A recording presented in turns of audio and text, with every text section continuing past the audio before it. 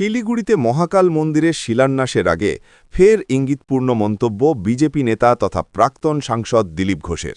বিস্তারিত জানতে দেখুন সম্পূর্ণ ফটো গ্যালারি।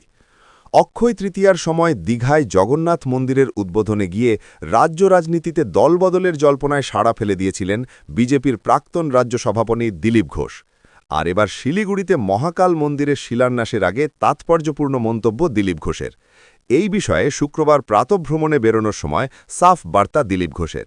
এদিন সাংবাদিকদের মুখোমুখি হয় দিলীপ ঘোষের স্পষ্ট বার্তা।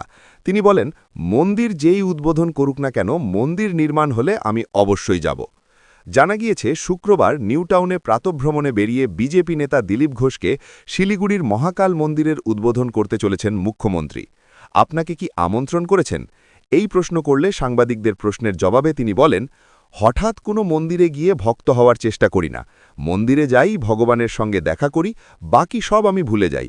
মন্দির যে কেউ বানাক, কিন্তু আমি মন্দিরে যাব। আমরা ভগবানের ভক্ত, মন্দিরে আমরা ঠিক যাব।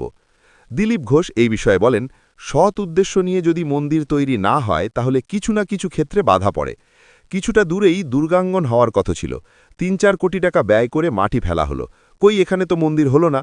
আপনি যদি ভগবানের প্রতি শ্রদ্ধা জানিয়ে মন্দির তৈরি করেন, তাহলে সব বাধা কাটে। রাম মন্দির তৈরি করতে বিজেপি নৈতিকভাবে সাহায্য করেছে।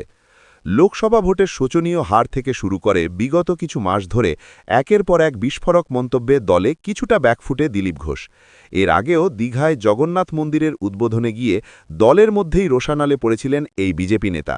আর এবার মহাকাল মন্দির প্রসঙ্গে ফের বিস্ফোরক মন্তব্য করলেন তিনি। এদিকে বঙ্গ বিধানসভা ভোটের আর মাস চারেকও বাকি নেই। তার আগেই মহাকাল মন্দিরের শিলান্যাস প্রসঙ্গে ইঙ্গিতপূর্ণ মন্তব্য করে ভোটের আগে দল বদলের জল্পনা অনেকটাই জিয়ে রাখলেন তিনি। তবে কি বিধানসভা ভোটের আগে শিবির বদল করতে চলেছেন বিজেপি নেতা দিলীপ ঘোষ? উত্তরটা অবশ্য সময় বলবে।